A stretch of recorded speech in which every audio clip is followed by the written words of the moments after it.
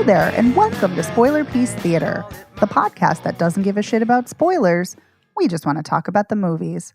My name is Megan Kearns. My pronouns are she, her. I write and podcast for In Session Film. I'm a co-host of the Slashers podcast, a member of the Boston Online Film Critics Association, and a member of Gallica, the Society of LGBTQ Entertainment Critics. My name is Dave Riedel. I write about movies. I'm a member of the Boston Online Film Critics Association, and my pronouns are he, him. And I did that out of order, but you all get the idea. Yeah. My name is Evan Crean. I mess up the order too sometimes. My pronouns are he, him, co-chair of the Boston Online Film Critics Association, co-author of Your 80s Movie Guide to Better Living, and co-host of the It's the Pictures podcast. You are indeed, sir. Mm-hmm. That is true. And if you hear a strange noise, it might be my kitty meowing. Oh. Yeah.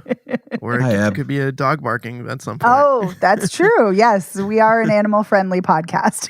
Yes. 2/3 of us are an animal-friendly podcast. That's true. Well, you're animal-friendly too. You just don't have an animal living with you at the You're moment. not animal averse. Yeah, you just don't have animals right now. Animals. Dave loves animals. Don't be fooled by his. I've had animals my whole life, and now I don't have an animal, and it's great. So that's all I'm going to say. Anywho, in addition to talking about animals and other things, we also love to talk about movies. And before we dive into this week's movies, we want to tell you about our Patreon. So every week we put out a bonus episode for our patrons for $5 a month. And this week we talk about the 2025 film Borderline. And did we have some thoughts on that movie. So it is an interesting conversation. So go check it out if you're a patron and if you're not, consider joining. And we want to give, speaking of our Patreon, we want to give a huge shout out to our sponsor piece patron, Heather Sachs. Heather, thank you so much for your support. Thank you, Heather. Thanks, Heather. So for this week, we're going to be talking about A Big, Bold, Beautiful Journey, the romantic fantasy film. And we're going to be talking about the slasher horror film, Night of the Reaper. So we're going to kick things off with A Big, Bold, Beautiful Journey, which Dave and I both saw. It is directed by Kogonada, who also directed After Yang and Columbus, and it's written by Seth Reese. And it stars Margot Robbie and Colin Farrell, with Kevin Kline and Phoebe Waller-Bridge in very small supporting roles. Mostly it's just Margot Robbie and Colin Farrell.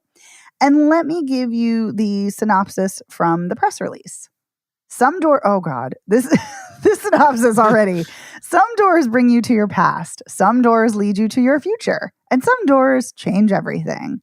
Oh, Sarah and David are single strangers who meet at a mutual friend's wedding and soon, through a surprising twist of fate, find themselves on a big, bold, beautiful journey. A funny okay, this is ridiculous. There's I hate when they give a review. And I did read this. Like, it's not like I'm reading this for the first time. I skimmed it. But sometimes when you read aloud, you process it differently. I hate when they give a review in the synopsis. No, don't do that. Well, there's also surprising twist of fate. It's not surprising at all. Right. It is, I guess, to them, but not to the audience. But anyway, skipping ahead a little, they get to relive important moments from their respective pasts, illuminating how they got to where they are in the present and possibly getting a chance to alter their futures.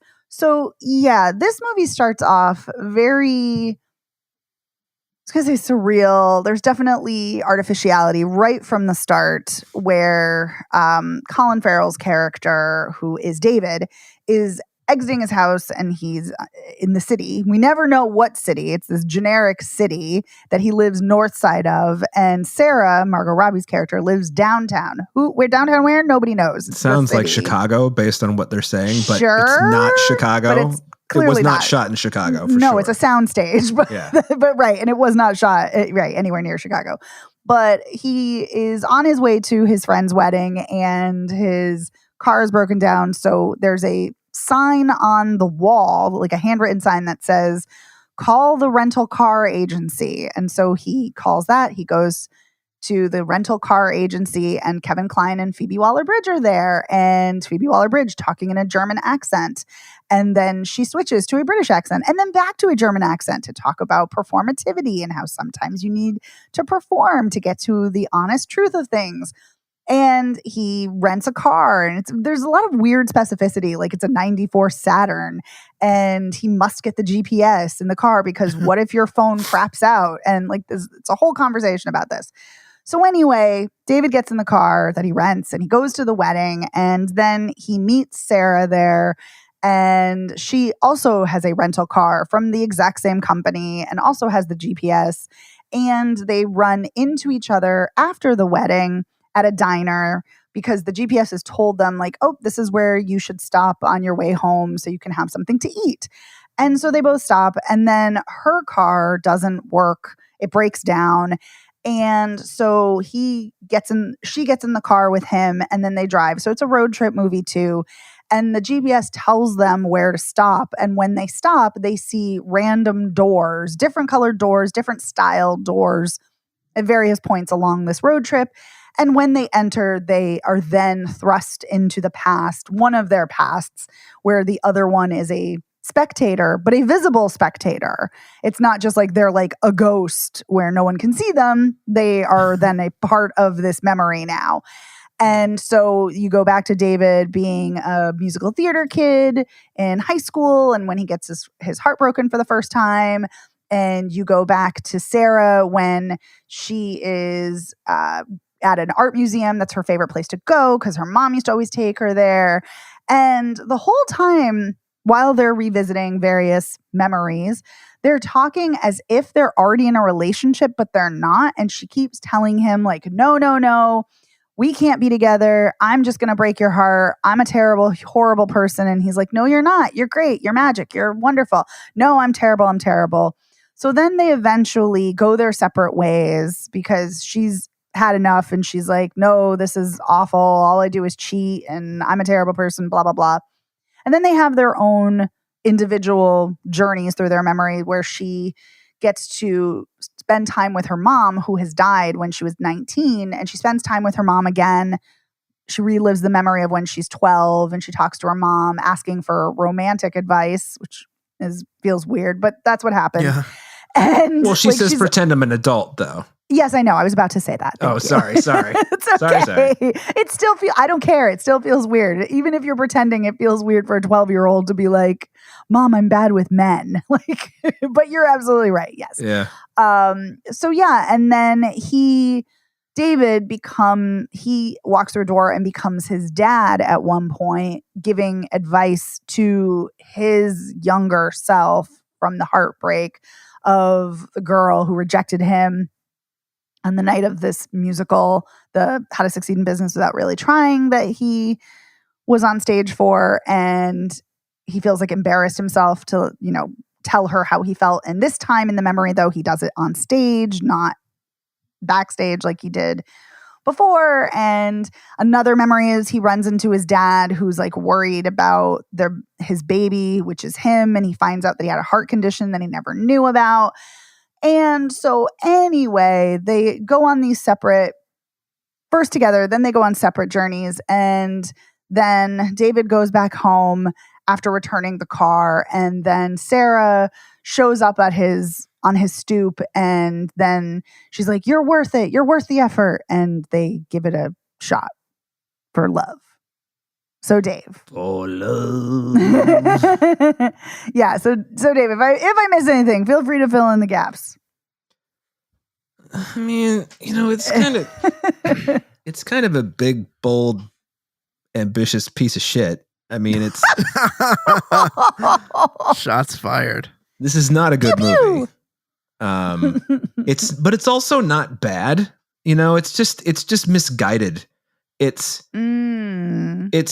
so ambitious that it kind of makes me angry. It's like, can we just have, like, we don't have to fucking, peace, love, dope, everything. Okay, let's just. I mean, there's no dope in it, but.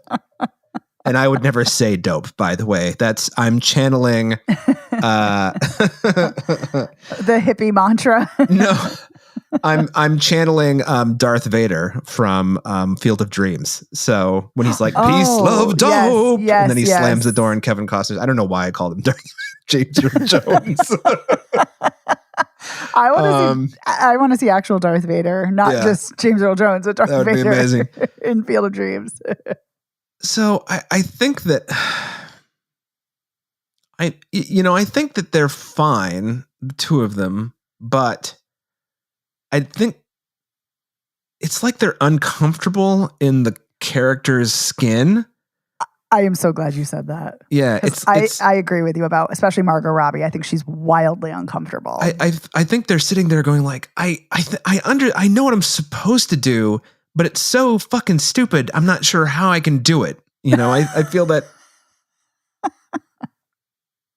And I won't lie and say that, I was like bored or whatever. I mean, I don't think I was thrilled, especially when we fucking got to How to Succeed in Business Without Really Trying, or whatever that stupid musical is called, because I was like, if this is actually a musical and they've tricked me, I'm going to murder someone. And it wasn't, thankfully. I wish it had been. It might have been better.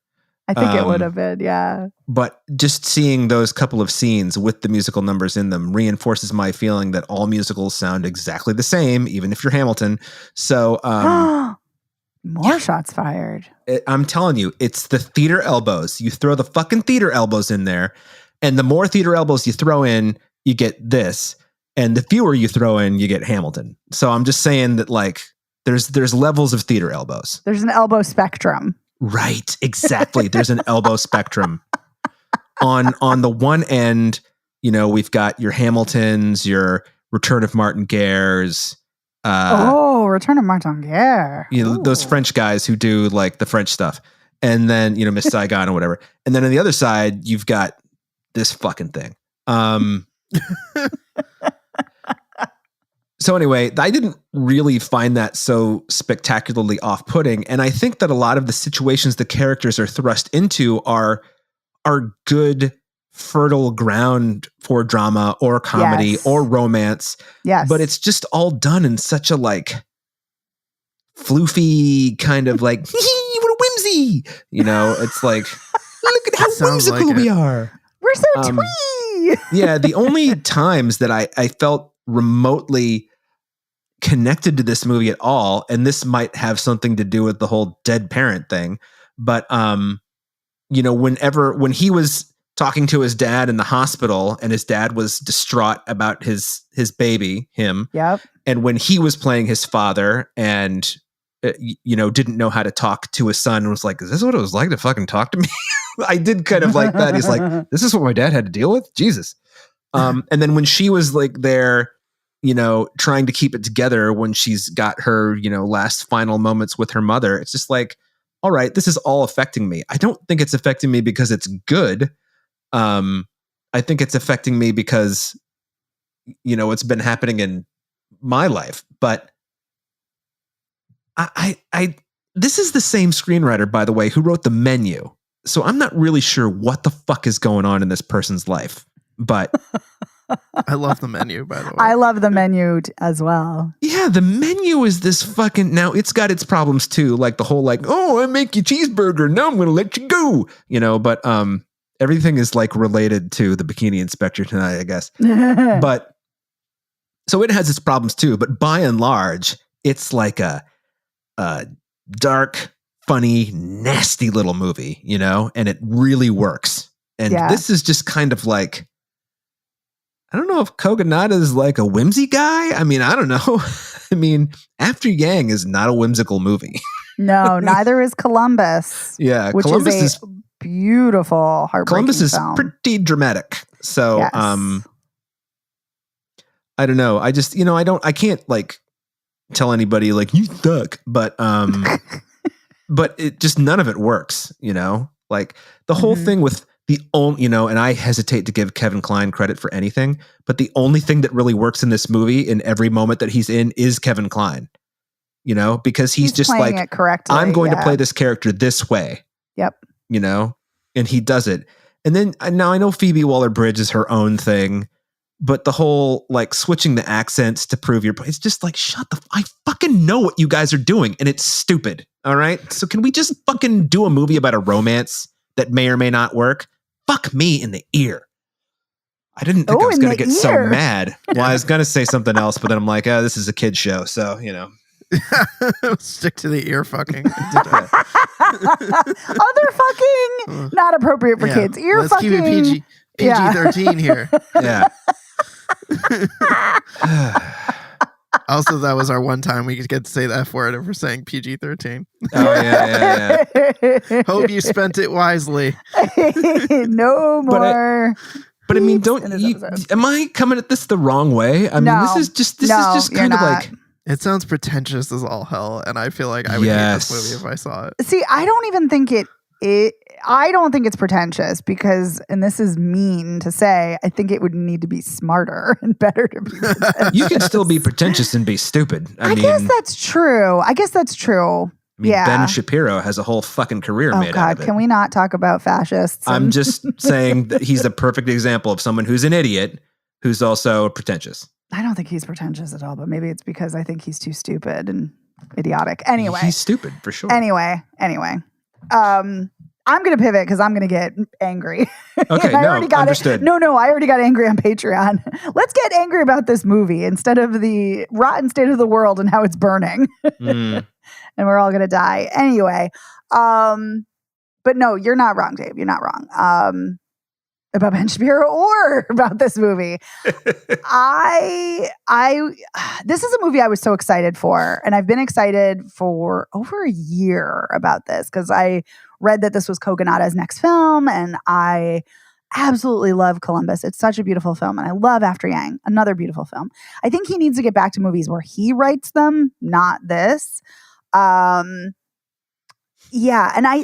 I think this is a very, very, very disjointed effort because I think Colin Farrell is good in this, but I think he's good not because he's really good in this, but because I think he's always good. I think that's just his baseline. I always enjoy him, no matter what the project is. And I previously felt that way about Margot Robbie too, but I don't like her in this at all. I completely agree with you that she's uncomfortable. I think their chemistry is non-existent and it's wobbly at best. Yeah, they feel uncomfortable with each other. And that's why I kept waiting. I was like, okay, everything in this film is very intentional. And so I kept waiting for when we find out, like, oh, they've already been a couple and she's dead or he's dead or they're getting a divorce or like something. Because that would have, to me, made more sense as to why they're so uncomfortable. But that's not the case. But like also there's this, I mentioned it in the beginning, there's this weird artifice to this whole film. And like it's very clearly on a soundstage. And at the wedding, she is wearing the weirdest wedding guest outfit I've ever fucking seen in my life. It is like pajamas, like fancy pajamas. What are we doing here? And it's just, these touches are just weird.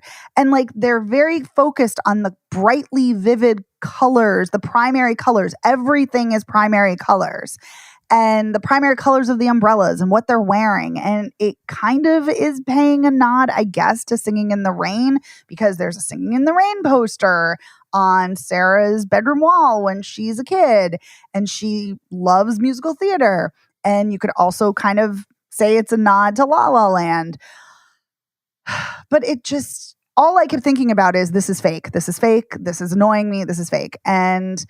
But I will say, I agree with you, Dave, that there were moments that made me just weep. And those moments were the moments you talked about, both of them, where Hamish Linklater plays his dad and he's great. And David and his dad have this really beautiful conversation about him worrying about whether or not he's going to make it as a baby and whether or not he's going to actually be a dad. And there's a really sweet moment where David says to his dad, like, you're doing a good job, Dad, or you're a great dad. And he's like, oh my God, I am a dad. Like he didn't think he was a dad because he wasn't sure his baby was going to survive. And like, that's just such a heartbreaking moment. And I think it's really beautifully done and it's very restrained. And then the other scene you mentioned that I love is the scene with Sarah and her mother, who is played by Lily Robb, who is excellent here. Oh, she's so great. She's so great. And that's such a beautiful scene. And, earlier Sarah had talked about how her mom was this generous person and how she always just gave and gave and gave and never made her feel bad. And she was always just like, of course, honey. And, I could pick it apart and be like, well, that doesn't sound great because, maybe your mom's not giving you boundaries or giving you some discipline, or maybe your mom is, burning herself out, not taking care of herself. Having said all that, though, it sounds like she just had this lovely relationship with her mother. And that scene is a really, really tender, sweet, poignant scene. And I was just like weeping uncontrollably. But that's also restrained. And so I feel like those scenes are Kogonada. Like those are the Kogonada scenes that I was like craving. Everything else, listen, I guess A for effort, because he's clearly trying something out of his comfort zone, doing a whimsical, twee, romantic fantasy. But it just falls flat, sadly. And so to me, this was just incredibly disjointed and incredibly frustrating. And a big part of it was the shitty writing. I thought the writing was terrible for the most part. Yeah, I really don't like it when movies are like, now I know in real life people will be like, oh, I'm such a mess. You can't, whatever they say. And I hate that in movies though. It's like when you're watching, what's the fucking Garden State, when fucking Natalie Portman just walks on screen, she's like, I'm kind of weird. It's like, fuck off. First of all, you're not. No, you're not. Why? Because you walk around with headphones and you wear quirky socks? Yeah, seriously. But also just like when characters are like, I'm a man, I hurt men. Stick a fork in your ass, all right? There might be more times, but the only time I can think of it actually working is in Eternal Sunshine of the Spotless Mind when Kate Winslet says it. And she talks about... At least she has an explanation. Yes. No, but she has an explanation. She also feels like a real person, even though that is a very surreal film. And so, yeah. I agree with you, though. Usually, show me how you're fucked up. You don't need to tell. You hit the nail on the head, though. The way you do surrealism is to have characters who are completely grounded to begin with. Yes. It's kind of like the Hitchcock ordinary man in an extraordinary situation. Exactly. It's like, exactly. This has to be a fully realized person that, like, if you bumped into them, at work or at the grocery store, you'd be like, oh, Jim, that's right. Yeah, I know that guy, Yeah. I think the other thing, I know you hate musicals, but I think you might be right. I think this weirdly might have worked better if it had been, like if it leaned into its fantasy more. Because if the songs were halfway decent and the choreography were good, then you could, it's like when they made the movie of Les Miserables and then you watch it and you're like, oh my God, that's right. This is a 900-page novel. This doesn't make any sense the way they've cut this up. And then you think about all the times you've seen it on stage and you're like, unless you read the novel like me. Exactly. It doesn't make any sense when you see it on stage because I've seen it once since then. Yes, I saw a musical. It's a damn good musical. It's a great musical. It's also a great book too, but let me tell you, it's a lot to wade through. Having, seen the movie and they're virtually, the screen, well, one's a, stage play, one's, you get the idea. They're virtually identical in what they bring to the narrative. And it's a good thing those fucking songs are so good. Let me just put it that way, because it doesn't make a lick of sense. Yeah, the music is doing a lot of heavy lifting. You're absolutely right. And this is just like, I don't mind product placement. I really don't. Like, you can do it well or you can do it poorly. Like, it's completely stupid when that guy is walking around in T2 with the fucking Pepsi can on his clipboard, but whatever. He's a guy like walking through work and he's got a can on his, who cares? It's like, go get a fast food cheeseburger. All right. But then like they clearly had some kind of deal made with Burger King. Clearly. Yes. I didn't read the closing credits close enough to see whether they actually credited Burger King with like giving them a $2 million or whatever. But like, I'm just watching this going like, this is like Mac and Me. Like, why don't you just fucking have, you know, or speaking the of Wizard, musical numbers, the like yeah. Nintendo Fred Savage movie. Yes, exactly. That's what I just said. The Wizard. Yeah. Wait, which one is? I is I that love that, Evan. You were kind of like, wait, the Wizard? Yeah. Anyway, this movie is just fucking stupid. So. But you know what? That is exactly what I'm talking about, is that there's no specificity for where they live, but yet we're going to get real fucking specific about we're going to a Burger King. Like, it's just weird. Yeah. It's weird. It's really weird. It should have just been like, you know, just go have a cheeseburger, and it's some fucking little roadside, Yes, you know, place that only the locals know about, you know. Yep. You got your fucking Oklahoma onion smash burger or whatever. Like, who gives a shit what it is? Or if you let's say you have to have Burger King because they gave you, you know, money and you need that product placement money for the funding. Okay, that's fine. But then mention what city you're in. Yeah. Have some more, you know, specificity. Or do it the fucking perverse way and just have one of them be like, you know, I don't even like Burger King. I'm just really hungry, and I like McDonald's even less. You know, there, you've taken the curse off it. I'm having a bad day, and I hate the fucking Eagles. That's right. Yeah. All right, Dave. Do you have any final thoughts? My final thought is, I can't, like most times, I can't believe the way my vitriol came out 2 days later. I know, it's like talk therapy, you know, things sometimes come out in the conversation. Well, it is true. You know, I spent a couple days thinking about it, and here's the thing that's actually kind of strange though, is this movie is not particularly good. I mean, you know, and it's not bad. It's just, I really go back to it's just misguided more than anything. Yeah.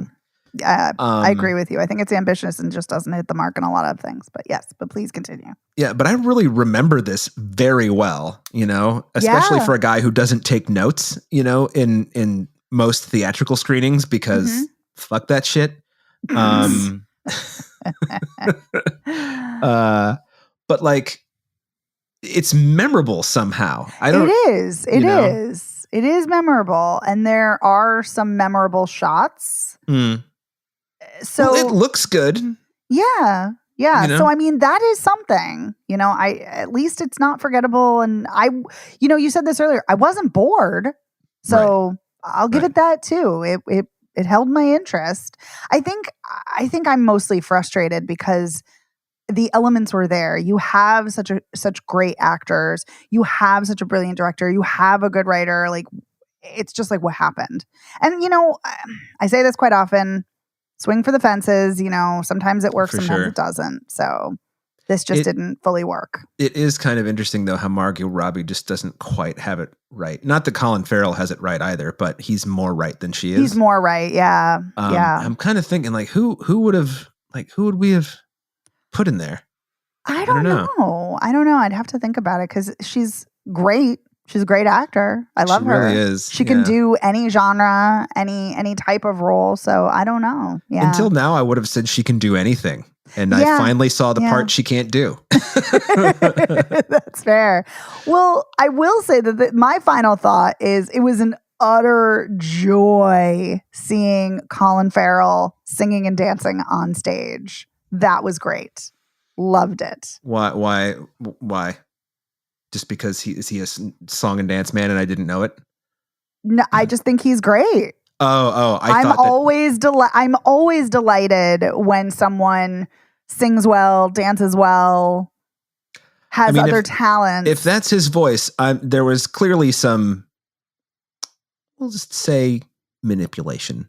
But I think I don't even care. But the core of his voice is obviously good. Yeah. You know? And if he was lip syncing, he's a damn good lip syncer. So regardless, I maintain he was dancing and he was doing great, and he either was singing great or lip syncing great. So I'm not mad at it. So I gotta think about who would have been able to pull this off. All right. Well, I don't know if we have time right now, but Vanessa Kirby? No. I think you need someone with a theatrical background, like a musical background, I would say. And who knows? Maybe she does have a musical background, but I don't think she's. I don't think she has a musical background. But Rachel McAdams. Yeah, no, I still don't think so.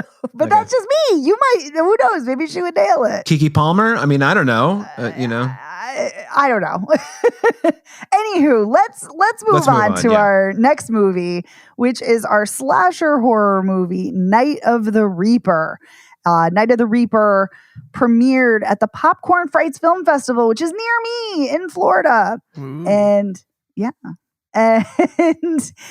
it is directed by Brandon Christensen, who also directed Superhost. There's a little Easter egg to his film in this film. It stars the Jessica. VHS tape with Superhost. Yep. On Top of Honeycomb. Yes. And then another one I couldn't read. And then it stars Jessica Clement, Ryan Robbins, Summer H. Howell, Keegan Connor Tracy, Maddie Finocchio, Max Christensen, Ben Cockle, and David Fien. Ben Cockle. Is Ben Cockle your favorite new actor? Your favorite actor? It's a great name. Yeah. So here is the synopsis from the press release. In the heart of a quiet 1980s suburb, college student Dina returns home and reluctantly takes on a last-minute babysitting job. That same night, the local sheriff receives a cryptic package that pulls him into a sinister scavenger hunt that sets off a game of cat and mouse with a dangerous killer. As the clues unravel, Dina finds herself ensnared in a nightmarish mystery that she may not survive. So, yeah, this film opens, as many good horror movies open, with a banger of a 10-minute opening where we get a babysitter. It's not Dina, it is Emily, and she is babysitting two kids, and she's talking with them. One of them is obsessed with Star Wars and talking about lightsaber laser swords and all fun time. And she puts him to bed. She puts both the kids, him and his slightly older sister, to bed. And he talks about how there's a monster in the closet, and you need to close the door and put a chair underneath it. And she does that, and she puts a teddy bear on top. And then things start happening where she starts seeing the teddy bear out of place, and she gets weird notes like "you're pretty" and it's not spelled correctly. And she's convinced that the kids are playing a prank on her, and so she's getting freaked out. And then she gets murdered. And then we fast forward and we meet Dina, who's home from college. She's feeling very lonely. Clearly something has happened to her, which we do find out at the very end of the movie, which I'll get to.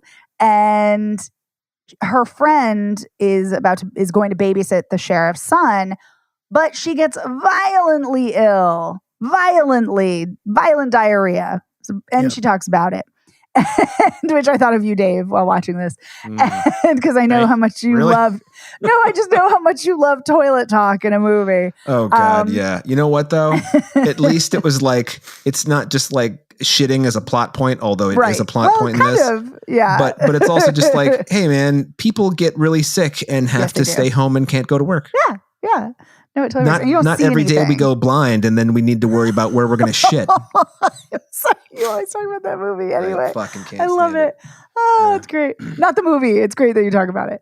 Anywho, so then she's like, oh my God, Dina, can you please, I need this babysitting job. Can you take over for me? So Dina's like, I was going to spend time with my family. I haven't seen them, but sure, okay. So she goes and she babysits the son of the sheriff. And yes, meanwhile, the sheriff is getting weird packages and he's getting VHS tapes from Night of the Reaper, and he's seeing various murders that were unsolved. And and so he keeps going to various places, and he makes an arrest for because he sees a license plate in one of the videos, and he's like, I know who that kid is. And so they arrest the kid, but they don't have any hard evidence. And his partner is like, you gotta let him go. And he's like not having it, and he's going rogue, and all kinds of shenanigans are happening on his wild goose chase of a scavenger hunt that's leading him all over town. And meanwhile, Dina is weird things are happening, like doors are mysteriously opening, and she sees somebody outside, and there's a dead dog. And yeah, there's a lot of random dead dogs in this movie. Too many dead dogs in this movie. And by too many, I mean there's at least a handful of dead dogs that you have to see. Yes, exactly. Well, some of us don't want to see that, Dave. Yeah, we don't want to see dead dogs. I don't want to see dead dogs, but, it's a fucking horror movie. So. Okay, anyway. I was like, agree to disagree, I guess. Okay, agree to disagree, of course, yes. And yeah, so weird things are happening, and she's making calls, like, and trying to get help because she thinks there's a break-in, and then a twist occurs. Mm-hmm. Ooh, twist. And we see the killer in the house, and the killer is about to make the kill because the killer hears Dina on the phone, but surprise, it is a tape recorder recording that they hear. And then Dina attacks by tasing the killer. And the whole thing, we then find out, is that it was an elaborate ruse for Dina to ensnare the killer. And she knew exactly who the killer was. She knew all along, and she knew exactly what to do to trap them. And the killer is a woman cop that we saw for a brief moment early on. And apparently she's the one who's been killing everyone. And so this was Dina's way to get revenge because Emily, the babysitter in the opening scene, is her sister. So she's getting revenge on all the people who this woman Elizabeth has killed, and especially for her sister. And then there's a struggle, and then the partner of the serial killer, Elizabeth, the serial killer, shows up. And so then Dina gets tied up, but then the sheriff shows up and saves everything. And and there's an exploding walkie-talkie that just blows the guy's head the fuck up. I gotta tell you, is there? I dug that. I did not see that coming. So the thing is, she mentioned early on that she was doing well in chemistry, and we had that test on explosive chemicals, and I thought that is going to be Chekhov's exploding chemicals. She's going to make a bomb later in the movie, and I can't wait for it. And then it went so long that I forgot that was going to happen. And then when the guy touched the walkie-talkie and it blew his head to smithereens, I was like, hell yeah.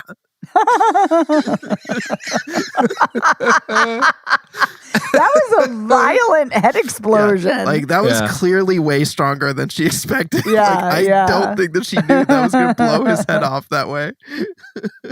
Worked out for her though. I mean, it did. One less killer. Yeah. So the end of the movie is the sheriff is there, and she's like, and he's gonna call it in for backup, and she's like, "You can't call it in. We deserve to have our lives," because the killer also killed his wife, and because Elizabeth, his wife, got into a car accident, but his wife got into a car accident, and Elizabeth, the serial killer, killed his wife too. So anyway, then he's like, "Okay, we'll make it like, we didn't do it. Her body will just be found." Yeah. But we'll get the evidence to sort of know she did it. And then, so that's what happens. All right. So Evan, what did you think of this? I largely enjoyed this. I really loved the opening. The opening, I think, was very atmospheric, very creepy. And I respect that the movie didn't actually show the kill. We see the killer flash the knife, and it's like gonna do the stabbing, and then it kind of cuts away. So I was really respecting that, the tension and the creepiness and the atmosphere, and obviously love an 80s story, and that was fun. And I was really digging the movie, like the little packages that the sheriff was finding, like the garage door opener from the murder, the videotape of the guy in the woods that got killed that they thought was an accident.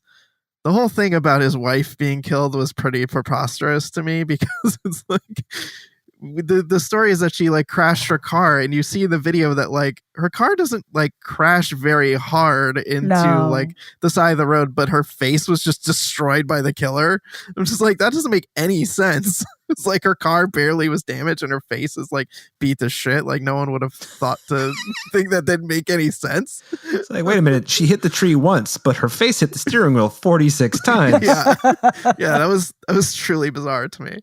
But I was digging that, and at first I was getting kind of annoyed at some of the decisions that Dina was making. I was just like, you see someone out there and you're not fucking calling the cops. And then when it came around that, of course, that it was all a part of an elaborate plan, I was like, okay, that makes sense now. And that was a really fun twist, that moment where you see the tape recorder and then Dina comes out of nowhere and just kind of clocks the killer.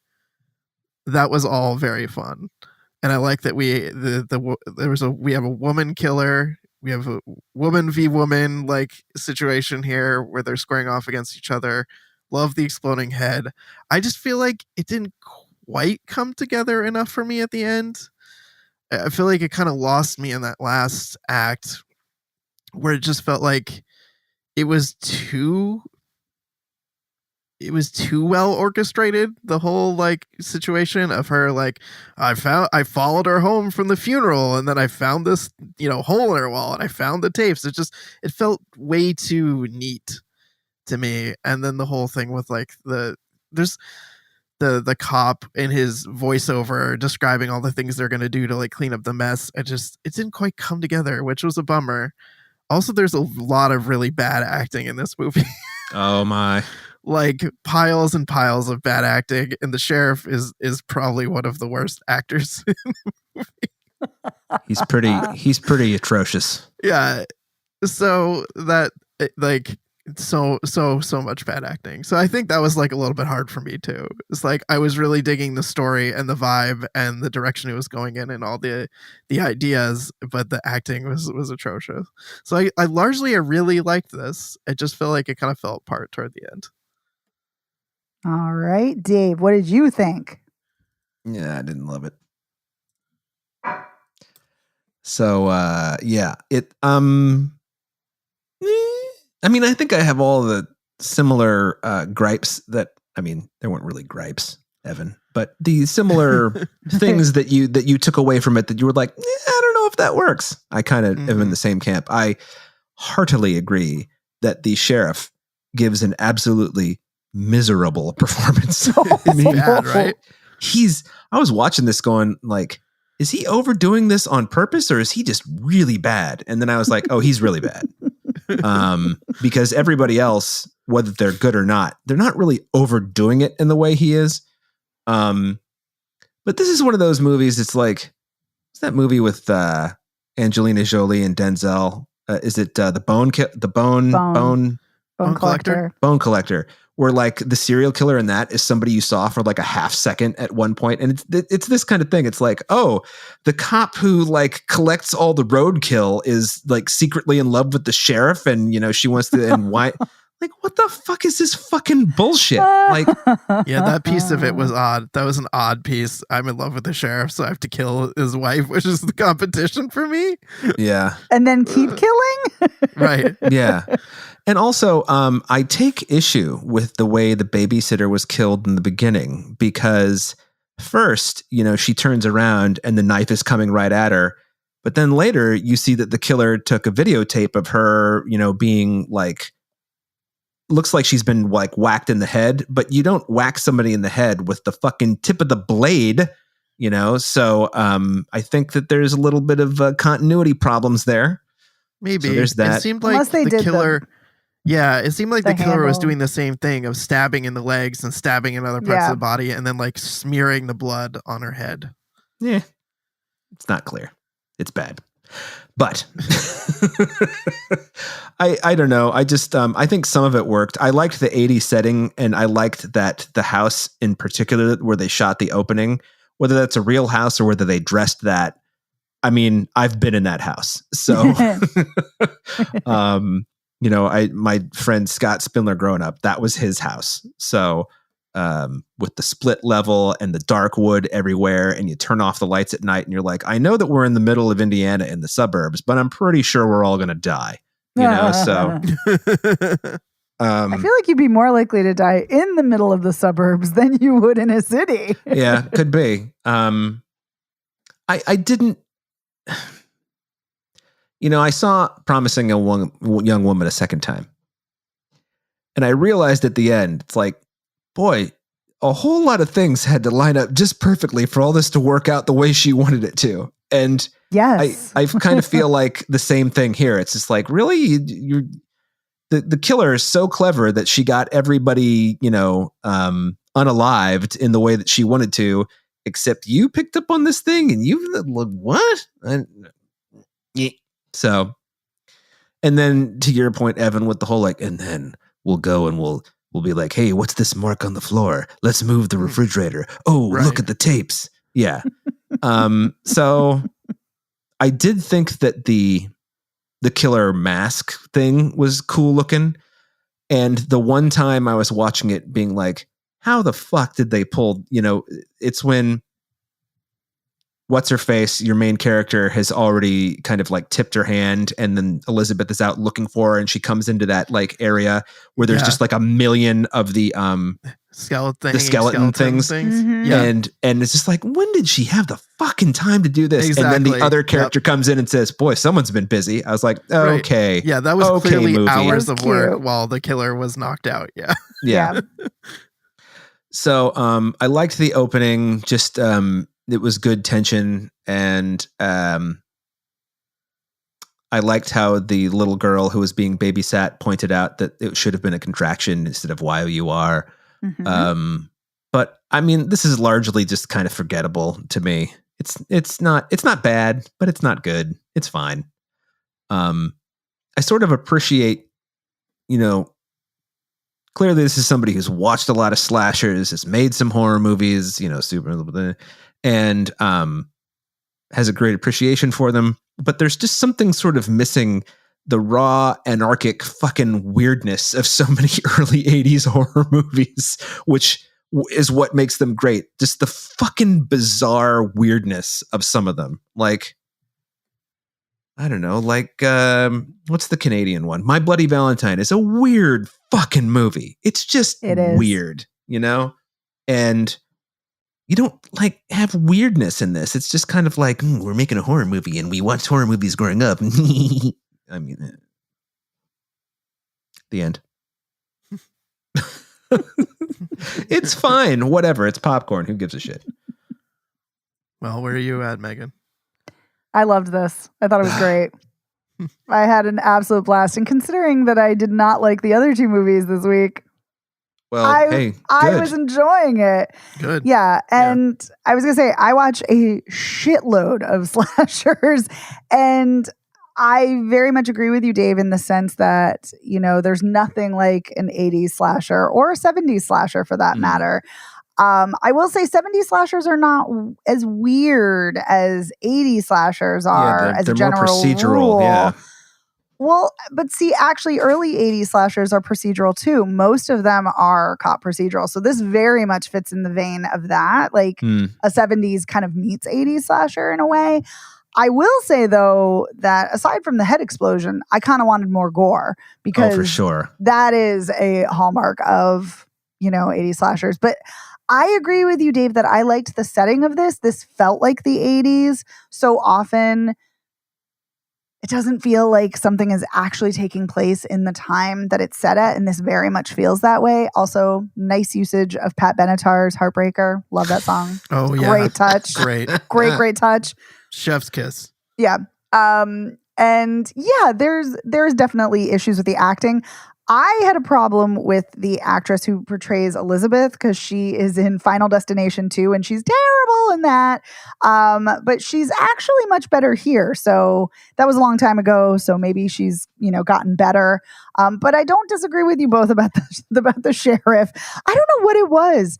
There was something I found weirdly likable about him, but he's a terrible actor. It's a really rough Yeah, performance. he's really bad. But I will say I kind of liked the woman who played Dina. I really liked the woman who played Emily. I think she's really good. And that opening scene is so good. That hooked me immediately. And I was like, yes, I'm here for this. I liked this. I did not care that everything was neat and tidy. I can totally understand why that would be annoying and frustrating. To me, I'm like, this is heightened, so I'm not mad that there's some suspension of disbelief here and not everything is going to maybe come together the way it should. I was really annoyed though. I hate it when you see a killer for like a second and then that's the killer. Yeah. And especially because you have the sheriff and he's like, oh, it's never who you think it is. So you know who I thought it was going to be? I thought it was going to be the kid, his son. That's who I thought was going to be the murderer. And I was like, Oh. that would have been a twist. But I will say, I do appreciate a twist, and I did not see it coming that it was Dina, and I did not see it coming that this was a whole trap for the real killer. So I appreciated that. I liked that. And I liked that she had a decoy of the tape, the recording of her voice. I thought that was clever. It was nice to see walkie-talkies in a horror movie because we also saw that in Becky where they used walkie-talkies really well. Yeah. So yeah, there were elements here that I really enjoyed. The only thing that didn't really come together for me is the very, very end. I don't buy for 1 second that she would have successfully convinced the sheriff, that Dina would have successfully convinced the sheriff to be like, yeah, don't call it in. We'll just say that she's missing. Like, I just don't buy it. Nothing in the whole lead up led me to believe that, except for the fact that he did go rogue and start doing his own investigation without his partner. Up suspects and all kinds of other. Yeah. I also think that they probably could have gotten away with it. Even if they had been, you wipe the makeup off Dina, and you just make her look like a victim. Right. And, you just say that the killer hung up all those skeletons in the graveyard or whatever. Like, fucking who's going to check that?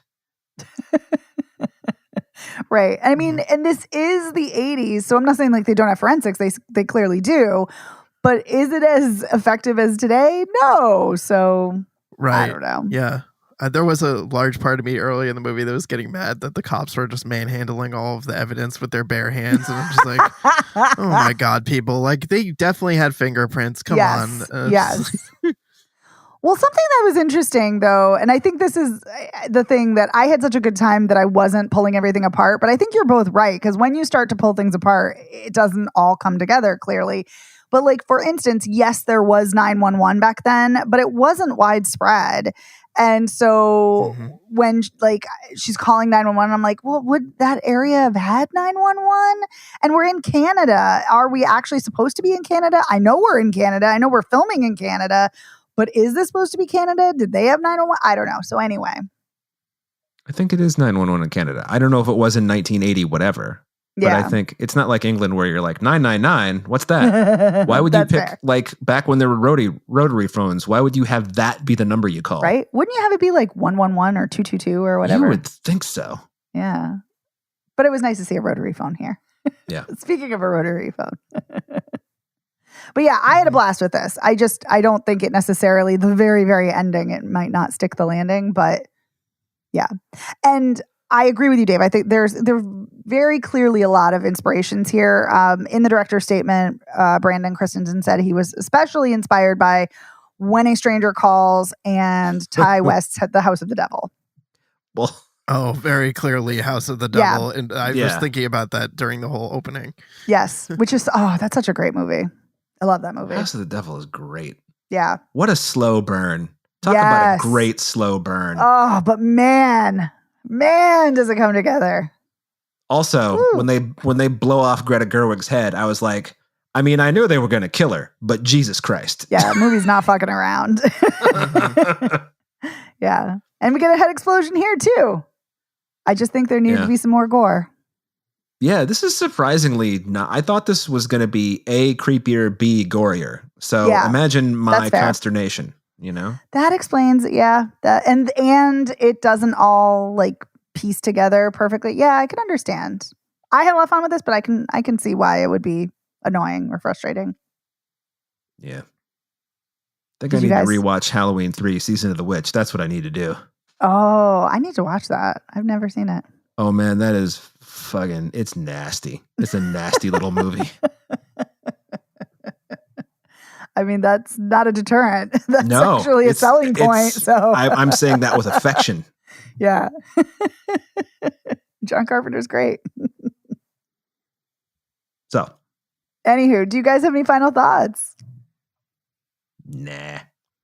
I liked that she legitimately enjoyed babysitting the kid and was having fun and was a really good babysitter. Yeah, that's true. He was a good kid. He was a good kid. That, I believe, is the director's actual son. Oh, cool. Yeah. He said that, yeah, it is. He said that was his first role. So I'm like, that's cute. Aw. Yeah. How that's nice is cute. that? Yeah. So, all right. Well, let's do a recap. A Big, Bold, Beautiful Journey. Dave, would you recommend it? I mean, I can't recommend it in good. I mean, but I also can't say stay away from it. Like, if you like romance or you like weird fucking esoteric, then sure. But it's not. I feel like this is kind of a movie that they tried to make for everyone, but it's really for no one. You know? Yeah. I don't know. Yeah. Yeah. Yeah, I would not recommend it. And even though it's not the worst thing. I know, that's the thing that's crazy about it. It's a complete misfire, but in a way that kind of makes you go, it's like, I sort of appreciate what you were trying to do. Yeah. It just didn't happen. I know. I think there are good scenes. I think that's what's kind of, doesn't all come together. Yeah. But anyway, that's playing in theaters now. So Night of the Reaper is now on Shudder streaming. Would you guys recommend it? Would I recommend Night of the Reaper? I would not, but that's me.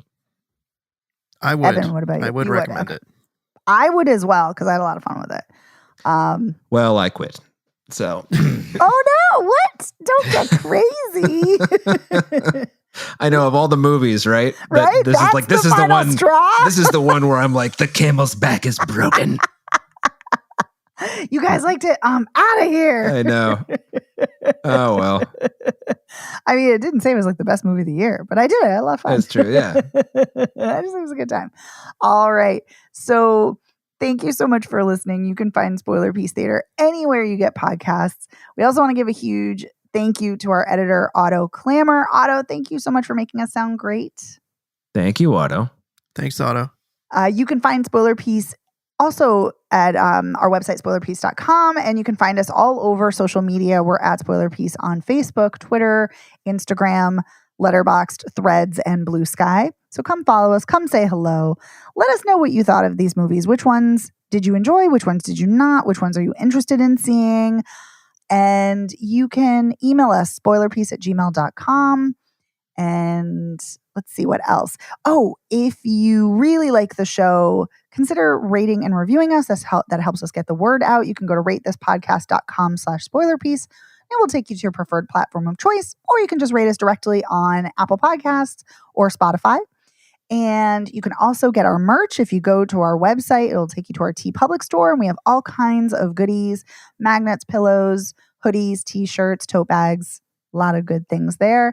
And if you really, really like the show and you're not already a patron, consider joining. For $5 a month, you get access to weekly bonus episodes and our back catalog of bonus episodes, and you get to vote in monthly polls. This week's bonus episode was about the 2025 film Borderline, which we had lots of opinions, and it was a great conversation. Yeah, a lot of spicy thoughts, but not that kind of spicy, not like sexy spicy, but Not like hey we. Yeah. But anyway, so check all that out. And my name is Megan Kearns. I write for In Session Film. I'm a co-host of the Slashers podcast, a member of the Boston Online Film Critics Association, and a member of Gallica. You can follow me on Blue Sky and Twitter at Opinion S World, or on Instagram and Letterboxd at The Opinion S. My name is Dave Riedel. I'm a movie type person. And if you want to follow me on the social medias, I'm Dave Sees Movies everywhere except Twitter, where I am nowhere. And on Blue Sky, I'm David M. Riedel. David the Dim Riedel. Yeah. Oh, man. Cracks me up. My name is Evan Crean. I am co-chair of the Boston Online Film Critics Association, co-author of your 80s Movie Guide to Better Living, and co-host of the It's the Pictures podcast. You can follow me on social media as Real Recon. That's real as in film reel. Thanks so much, and we'll see you next time. Thank you. Bye.